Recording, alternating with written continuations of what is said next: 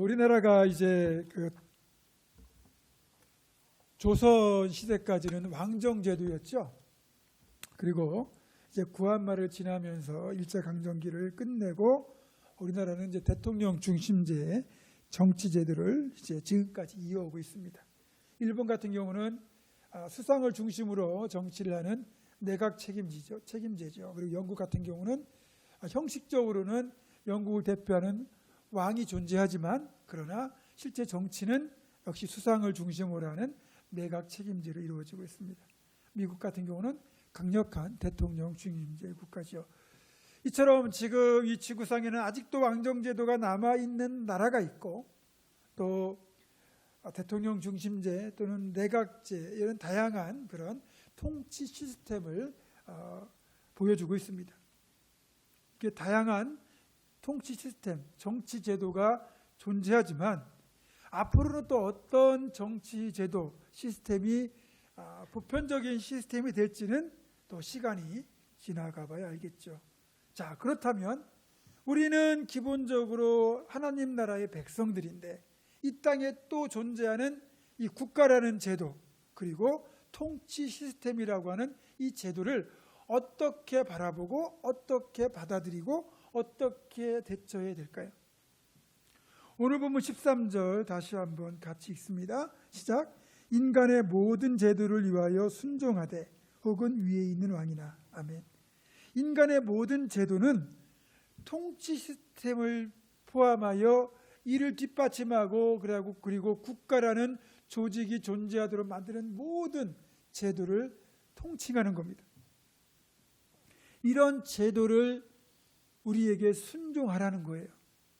그리고 그 순종하는 목적은 주를 위하여 순종하되 하나님께서 이후 14절과 15절을 보면 왕이나 아니면 총독을 세운 이유는 하나님을 대리해서 선한 일을 하는 자에게는 상급을 주고 그리고 악한 일을 하는 자에게는 징계를 하기 위함이다 라고 말하고 있습니다.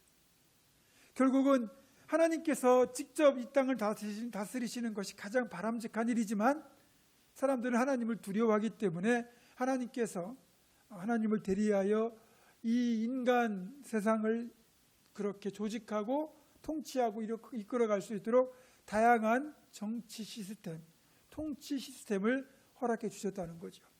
그래서 그 정점에 왕이 있을 수도 있고 또 대통령이 있을 수도 있고 수상이 있을 수도 있고 다양한 리더십들이 존재할 수 있습니다. 그리고 그 리더십을 중심으로 그것들이 골고루 퍼질 수 있도록 돕는 조직이 옆에 이제 같이 있고 그리고 그걸 통하여 갖추어진 시스템을 우리는 제도라고 말하는 거죠. 이런 어떤 그러니까 세상의 시스템을 바라보는 시야는 기본적으로는 하나님께서 허락하신 것으로 보는 것이 맞습니다. 로마서 13장도 같은 맥락에서 바라보고 있거든요. 우리 로마서 13장 한번 찾아볼까요? 마태마가 누가 요한복음 다음에 사도행전이고 그 다음에가 로마서입니다. 신약 257쪽 로마서 13장 1절로부터 7절까지의 말씀인데 교독하겠습니다. 각 사람은 위에 있는 권세들에게 복종하라. 권세는 하나님으로부터 나지 않음이 없나니 모든 권세는 다 하나님께서 정하신 바라.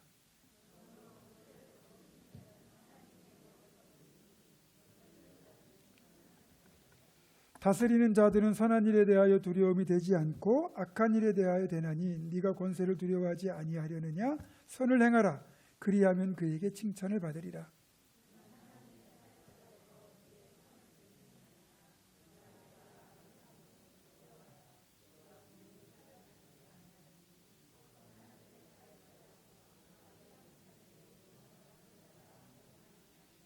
그러므로 복종하지 아니할 수 없으니 진노 때문에 할 것이 아니라 양심을 따라 할 것이라.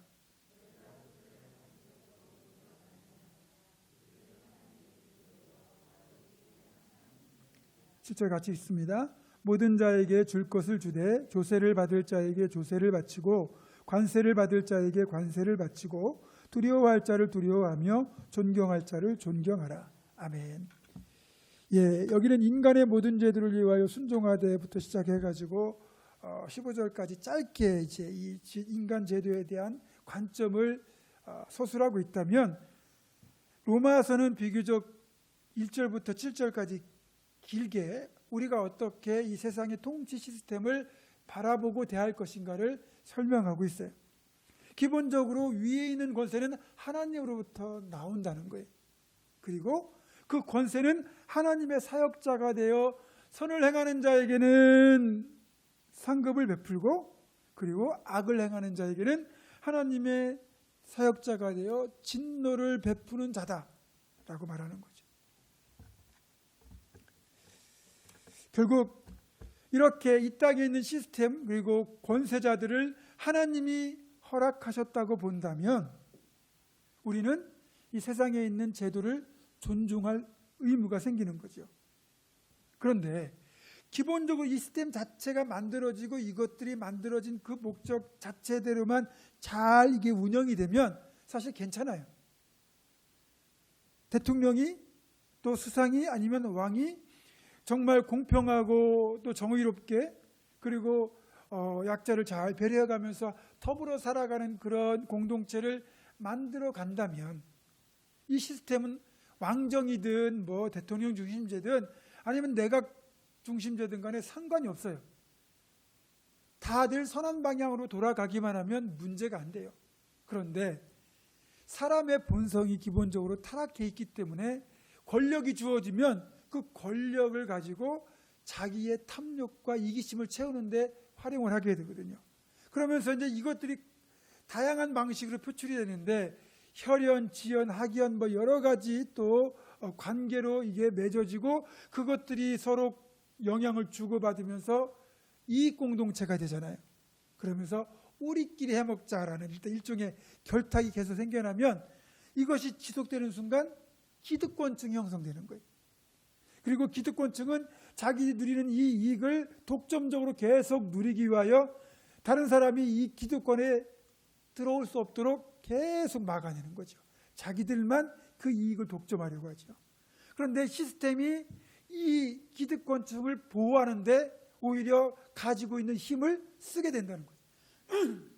그러면 결국 이 시스템은 불공정하게 되고 하나님이 원래 허락하신 목적을 벗어나게 되고, 그리고 끝내는 타락하고 부패하게 되는 거죠. 사실 이런 시스템이 필요한 거는 우리의 다 잘못이에요. 원래는 우리는 하나님만 우리의 통치자가 되시고 모든 만민은 하나님 앞에서 평등해야 됩니다. 그렇잖아요. 다 하나님의 형상을 닮아 지어진 존귀한 존재인데, 그 중에 왕족이 어디 있고 노비가 어디 있고 부자가 어디 있고 가난한 자가 어디 있고 권력자가 어디 있고 또 권력에 그렇게 희생당해야 될 사람이 어디 있습니까? 빈부귀천, 그렇잖아요. 이런 것들이 존재한다는 것 자체가 사실은 이미 세상이 많이 망가진 거죠. 하나님은 모두를 귀하게 만드셨어요. 그런데 인간의 타락한 본성 때문에 어쩔 수 없이 하나님이 이 땅 가운데 용납하신 이 시스템, 그나마 이거를 정말 바르게 잘 운영하고 통치하면 다행인데 그렇지 않게 되니까 이게 문제가 되는 거죠. 그런 과정 가운데 나오는 게 뭐 독재, 그렇죠? 그리고 그걸 가지고 이제 세상을 다 삼키려고 하는 게 뭐 히틀러의 나치즘이나 일본의 군국주의나, 그렇죠? 무솔리니의 파시즘 같은 것들이 다 그런 결과로 빚어진 것들이 있잖아요. 자, 그런데 로마서의 말씀을 보면 어쨌든 이런 시스템을 하나님이 주셨다고 본다면 그 시스템의 존속을 위하여 이 시스템을 이루는 모든 구성원들이 똑같이 부담해야 될 책임이 있다고 이야기를 하는 거예요. 그리고 대표적으로는 여기에서 지금 조세를 말하거든요. 세금. 여러분, 대한민국이라는 국가가 운영이 되려면 나라를 지키는 국방이 필요하고요. 그렇죠? 그리고 이런 국방을 유지하고 행정 시스템을 유지하기 위해서는 돈이 필요하다 보니까 이에 필요한 재원을 어떻게 조달합니까? 사람들에게서 세금을 걷어서 그걸 충당하는 거예요. 그러니까 결국 세금이라는 것은 내가 이 공동체의 구성원으로서 존재하기 위해서는 반드시 우리가 감당해야 될 의무라는 거예요. 문제는 사람들이 어쨌든 세금이라는 건 내 것을 덜어서 그렇게 내야 되다 보니까 아까운 생각이 들다는 거죠. 또 조금 낼 때는 그나마 이제 뭐 이걸 감수하게 되는데 세금이 좀 지나치게 많다고 생각이 드는 순간 조세 저항이라는 게 발생을 하는 거예요. 요즘 뭐 그 아파트 값을 포함한 부동산 가격이 폭등하고 그리고 이제 재산세라든지 아니면 뭐 보유세 같은 것들이 이제 과세가 되면서 예전보다는 세금을 더 많이 내는 일들이 굉장히 많아졌어요. 사람들이 그러다 보니까 이거에 대해 불만이 많은 거죠. 예전에는 뭐 얼마면 됐는데 이제는 훨씬 더 많은 금액을 세금으로 내야 되다 보니까 누가 좋아하겠습니까? 근데 세금은 어쨌든 공동체를 유지하기 위해는 일정 부분 필요한 거예요. 그걸로 국방도 하고 그걸로 다음 세대 교육도 하고 그걸로 치안도 유지하고 그걸로 행정조직도 유지하고 그걸로 또 사회복지도 하고 모든 면에 돈이 들어가는 거죠. 그래서 이런 부분에서 이제 선진국일수록 사실은 세금의 비율이 더 높아집니다. 왜냐하면 선진국이라는 개념하고 어느 정도 복지국가라는 개념이 이게 일치하다 보니까 아무래도 이제 어려운 사람들에게 예전보다는 더 많이 복지를 지금 제공하잖아요. 그러려면 결국 더 많이 벌고 더 많이 가진 자들에게서 세금을 거두어서 없는 자들에게 이것들을 이제 주다 보니까 많이 가진 분들 또 많이 버는 분들 입장에서는 사실 복지 국가 자체의 어떤 목표는 좋지만 내 주머니를 털어서 주는 거는 그렇게 달가워하지 않죠. 그러나 크리스천이라면 이 부분에 있어도 좀 더 우리가 긍정적인 마인드를 가질 필요가 있어요. 왜냐하면 하나님께서도 이 부분에 대해서 허락하신 거거든요. 그리고 예수님에게 가이사에게 세금을 바치는 것이 옳으니까 아니면 바치지 말아야 됩니까? 라고 물어볼 때 가이사의 것은 가이사에게 하나님의 것은 하나님에 바치라고 그렇게 명쾌하게 대답을 하셨잖아요. 자, 어쨌든 인간이 만든 제도, 이 시스템은 불완전합니다. 그리고 또 불완전한 인간이 이것들을 운영하다 보니까 여기에 온갖 불의와 왜곡, 타락이 드러나요. 그래도 크리스천들은 이 시스템이 선하게 작동되도록 애쓰고 노력해야 될 또한 책임이 주어집니다. 문제는 이것들이 지나치게 만약에 타락했을 때, 부패했을 때 그때도 이 제도를 순응해야 되느냐라는 질문이 생기잖아요. 자, 일본이 무력으로 한반도를 침탈해가지고 주권을 빼앗았어요. 여러분, 제도가 바뀐 거잖아요. 통치 시스템이 변경된 거잖아요. 그러면 이걸 어떻게 받아들여야 됩니까? 이것도 하늘로부터 내려온 거다라고 순종해야 됩니까? 잘못된 방식으로 이것들을 강요하고 그리고 불의한 방식으로 이걸 탈취했다면 그거는 하나님의 뜻을 거스른 인간의 욕심이에요. 우리는 과감히 이것에 대해서 반대할 필요가 있는 거죠. 지금 옛날에 버마라고 불렸던 미얀마는 군부 쿠데타가 일어나가지고 이제 기존의 정부를 다 해산하고 군사 정권이 들어서 가지고 이를 반대하는 그 버마 시민들을 무참히 짓밟고 지금 뭐 계속 내전 비슷하게 지금 상황이 흘러가고 있어요. 여러분, 우리가 만약에 그런 상황이었다면 우리는 또 어떻게 해야 되냐? 크리스천들은 또 어떻게 해야 될까? 이 부분에 대한 질문도 생기잖아요.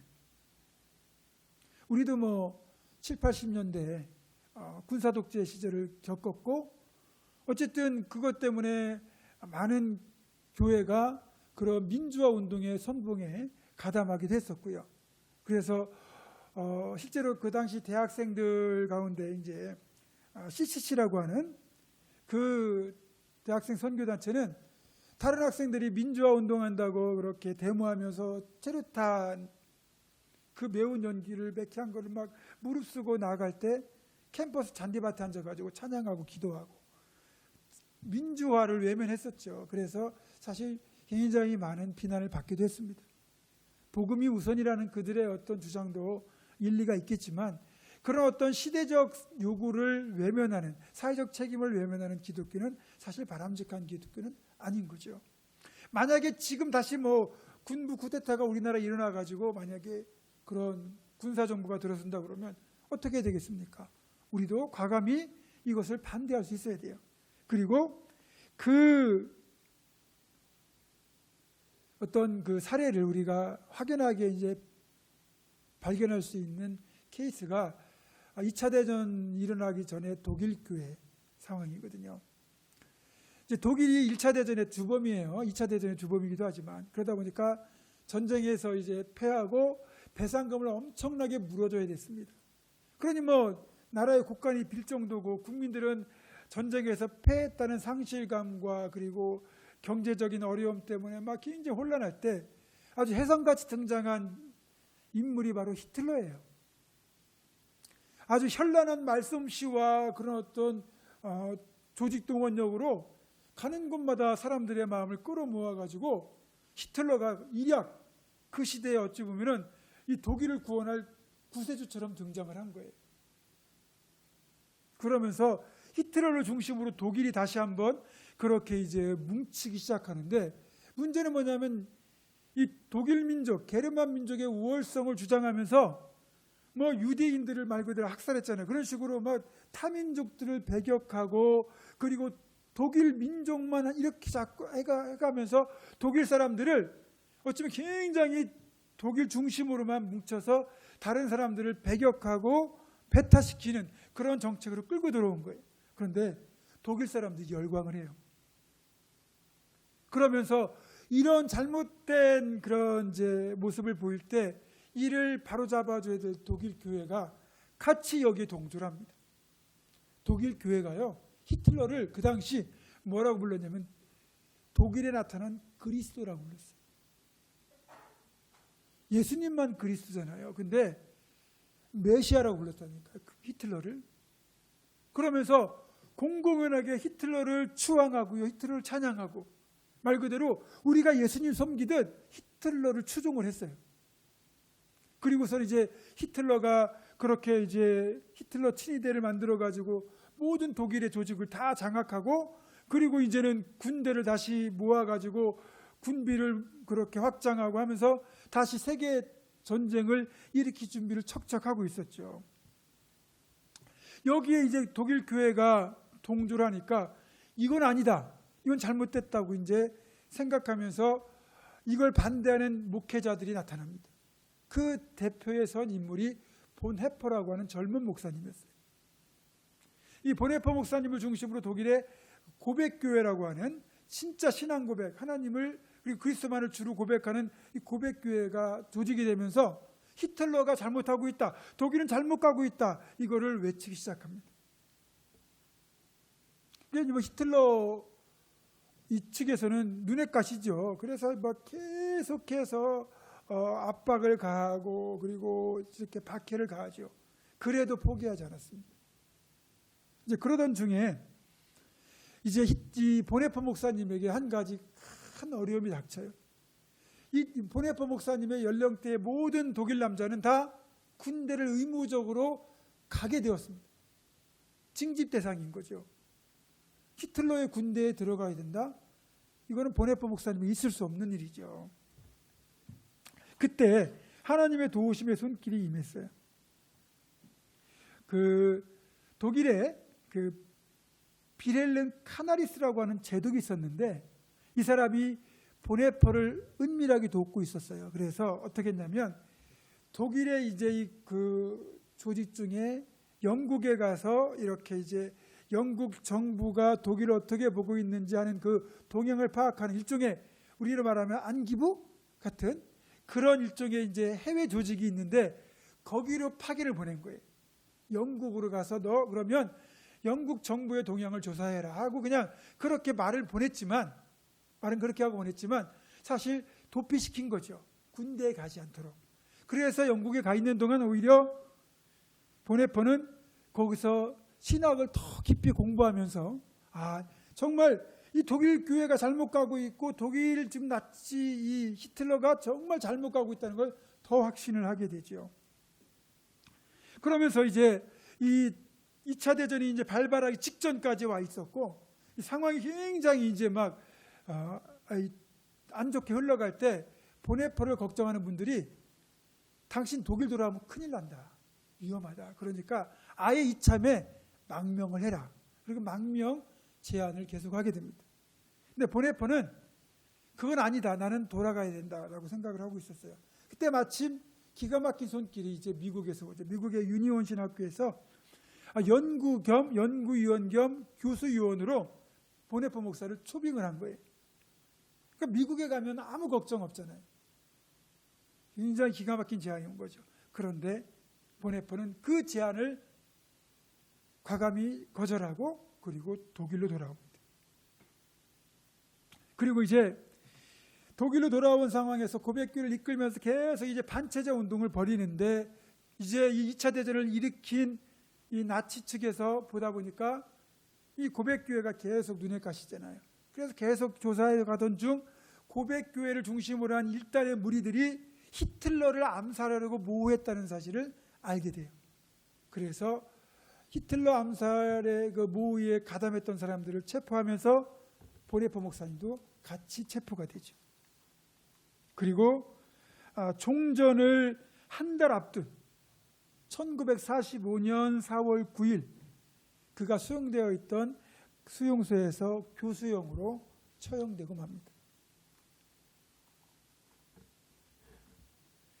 그의 묘비에는 어떻게 지금 문구가 새겨져 있냐면 그의 형제들 가운데 서 있는 예수 그리스도의 증인이라는 문구가 새겨져 있고요. 또 이제 그가 남긴 명언이 몇 가지가 있는데 악을 보고도 침묵하는 것은 그 자체가 악이다. 그러니까 악을 보고 침묵하지 말라는 거죠. 악을 보고 침묵하면 이미 그건 죄악이라고 얘기하는 겁니다.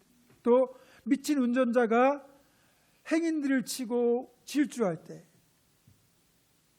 목사는 사상자의 장례를 돌볼 것이 아니라 그 미친 운전자에게서 핸들을 빼앗아야 된다. 싸구려 은혜는 그리스도를 본받음이 없는 은혜, 십자가 없는 은혜, 살아계신 예수 그리스도 곧 사람이 되신 예수 그리스도를 무시하는 은혜에 불과하다. 이제 값싼 은혜라는 이제 이 유명한 신학적 명언을 남겼는데 구원에 대한 감격 그리고 십자가 은혜로 인하여 내가 정말 하나님이 기뻐하시는 삶을 살기 위한 노력 없이 그저 구원만 얻고자 하는 그런 것을 값싼 은혜라고 그렇게 이야기했죠. 어쨌든 독일 교회가 그렇게 히틀러를 메시아로 그리스도로 고백하면서 변절했을 때 그나마 독일 교회의 신앙을 지켜낼 수 있었던 그 밑바탕에는 이런 보네포 목사님 같은 분의 그런 순교가 자리하고 있던 거죠. 우리 같은 경우도 독일 교회와 크게 다르지 않습니다. 일본 강점기 때 1937년쯤 들어서 가지고 이제 일본이 중국에 대하여 중일 전쟁을 일으키거든요. 그러면서 이제 이 조선 땅에 있는 모든 사람들에게 전쟁의 승리를 기원하는 신사참배를 강요하기 시작해요. 그러다 보니까 안 믿는 사람들이야 뭐 일제가 시키니까 그렇게 할 수 있겠지만 우리 신앙인들은 신사참배는 우상숭배니까 할 수가 없는 거죠. 처음에는 저항을 했는데 집요하게 해요와 협박을 계속 해오다 보니까 감리교가 제일 먼저 신사참배를 하기 시작했고요. 이어서 성결교, 천주교가 이제 신사참배를 시작을 했어요. 우리 장로교단이 제일 끝까지 신사참배를 안 하겠다고 버텼지만 일본은 조직적으로 이제 장로교가 제일 교세가 크니까 장로교를 굴복시키기 위하여 공작을 벌입니다. 1938년 9월 9일 그러니까 그때가 이제 우리 장로교 총회로 보면 27회 총회인데 교단 총회인데 성운박 교회라 평양인 성운박 교회에서 27회 총회가 열려요. 이 총회를 열기 전에 신사참배를 강력하게 반대하던 목사님들인 주기철 목사님, 이기선 목사님, 김선도 목사님을 사전에 구속을 시켜버립니다. 그리고는 이 성운박 교회에 이제 경찰을 동원해가지고 교회를 에워쌉니다. 그리고 교회 안으로 97명의 일본 경찰을 들여보내요. 그래서 강단 위와 또 이 해중석 사이사이에 앉아가지고 목사님들 2명 있으면 그 사이에 1명씩 앉는 거예요. 그리고 신사참배를 결의하도록 강제적으로 협박을 합니다. 그러니까 신사참배를 결의하지 않으면 총회를 열 수도 없고 그리고 폐회할 수도 없고 이 예배당을 나갈 수도 없게 만든 거죠. 결국 총회 이틀째 되는 오전 10시 40분에 평양노회장 목사님이 신사참배를 제안을 하고 평서노회장이 동의를 하고 안주노회장이 제청을 해요. 그러니까 총회장이었던 홍택기 목사라는 분이 가하시면 예하시오. 예. 그러니까 아니면 아니라고 하시오를 물어봐야 되는데 분은 묻지도 않고 가만 묻고 무조건 그거를 결의시킵니다. 공식적으로 우리 장로교단 역사에 신사참배를 결의하는 오육의 역사를 남기는 시점이었죠. 당시 총회에는 그 미국에서 온 선교사님들이 한 30명 정도 참석을 했는데 당연히 안 된다고 강력하게 항의했지만 일본 경찰에 다 끌려 나왔어요.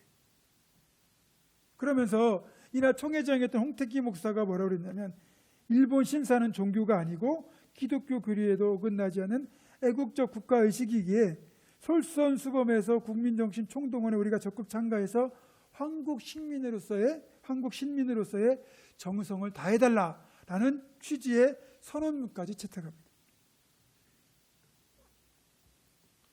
신사가 뭡니까? 일본의 영령들을 모시는 그런 일종의 사당이에요. 우리가 제사도 지내지 않는데, 그렇죠? 일본 영령들을 모신 그 신사를 향해서 절을 한다? 이건 우상숭배죠. 근데 그뿐이 아니에요. 이듬해는 어떤 일이 벌어졌냐면 동방요배를 또 결의합니다. 그게 뭐냐면 일본은 태양신을 섬기거든요. 태양이 어느 쪽에 뜹니까? 동쪽에서 뜨잖아요. 그러면 매일 정오 12시가 되면 사이렌이 울려요. 그러면 해가 뜨는 동쪽인 일본을 향하여 전부 12시에 90도로 폴더 인사를 하는 거예요. 그게 동방요배예요. 교회가 예배하다가도 12시가 되면 사이렌이 울리면 예배 중에 일어나 동쪽을 향하여 절을 하는 거예요. 이게 우리 한국 교회의 부끄러운 과거입니다. 독일 히틀러를 메시아로 그리스도로 고백했던 독일 교회와 다르지 않아요. 그런데 독일 교회에 보네퍼 같은 목사님이 계셔서 그 신앙의 본질을 지켜낸 것처럼 우리나라에도 추기철 목사님, 손영원 목사님 같은 분들이 순교의 각오로 또 실제 순교도 하시면서 그렇게 신사참배를 거부하고 신앙의 정절을 지켜냄으로써 그래도 우리 신앙에는 면면이 그렇게 본질적인 신앙을 지키려는 그 신앙의 맥이 이어지고 있는 거죠. 안타깝게도 오랫동안 한국교회는 신사참배에 대한 공식적인 해결가 없었습니다. 각 노회나 또 총회 차원에서 이제 뒤늦게 몇 년 사이에 이제 이거에 대한 취소 결의와 그리고 해계 운동이 있긴 했지만 사실 그것과 상관없이 이런 부끄러운 모습이 여전히 이어지고 있었습니다. 독재 정권 때 청와대에 가서 초찬 기도회를 하는 분들이 우리 교회 지도자들이었고 그리고 지금도 교회 세습이라는 부끄러운 모습을 지도자들이 보여주고 있습니다. 하나님 앞에 설 때 이 모습을 우리가 지금이라도 해결하지 않으면 아마 엄청 책망을 받을 겁니다. 모든 제도가 존재합니다. 그러나 그 제도를 우리가 순종하는 목적은 주를 위하여입니다. 그러니까 제도를 순종하는 것과 주님을 순종하는 것이 만약에 상충된다. 이게 두 개가 다 통하면 상관이 없는데 신앙을 지키는 것과 제도를 지키는 것이 서로 충돌할 때는 우리는 제도를 지키는 게 아니라 신앙을 지켜야 된다는 거죠. 그걸 보네퍼 목사님이 보여주신 것이고 추기철 목사님이 보여주신 것이고 오늘날 우리들이 이런 충돌이 되는 지점에 와 있을 때는 우리는 과감히 세상의 제도가 아니라 하나님을 섬기는 신앙을 선택을 해야 된다는 거예요. 그런데 이게 막 확연하게 확실하게 이게 구분이 된다면 우리가 그렇게 행동할 수 있는데 때로는 애매한 경계점에 있을 때가 있다는 거죠. 그럴 때 하나님께 기도로 물어보십시오. 내가 이 결정을 하는 것이 어떤 걸 존중하는 것이 하나님이 기뻐하시는 일인지를 질문해 보면 답은 웬만하면 다 나오게 되어 있습니다. 제가 교회 세습 얘기했는데 그 교회 입장에서는 담임 목사님 아들이 교회를 이어받는 것이 무리 없이 교회가 시험 들지 않고 갈등하지 않고 교회가 지속될 수 있는 좋은 방법일 수 있습니다. 충분히 그런 생각할 수 있습니다. 다만 그것 하나의 제도거든요. 그러면 주님을 위하여 이것을 세습을 하는 것이 옳은 것인지 아니면 주님을 위하여 하지 않는 것이 옳은 것인지 질문해 보면 답은 나옵니다. 그 교회는 유익할지 몰라도 하나님의 영광도 가림을 받고 모든 한국 교회가 더불어 욕을 먹습니다. 이렇게 결국은 이기적인 결정이 되는 거죠. 제도를 지키겠다고 자기들 나름대로는 합리화를 하지만 주를 위하여가 아니라 자신들을 위하여가 된 거예요. 우리가 정말 신중하게 분별해야 되는 것이 주를 위하여냐 나를 위하여냐를 늘 질문해 봐야 돼요. 이것만 잘 분별할 수 있다면, 그리고 분별한 대로 잘 지켜행할 수만 있다면 저와 여러분은 비록 보네포 목사님이나 주기철 목사님의 그 신앙까지 따르지 못한다 할지라도 그 뒤를 따라가는 그래도 좋은 신앙이다, 그렇게 말할 수 있습니다. 우리 교회는 그런 방향성을 가지고 나아가야 됩니다.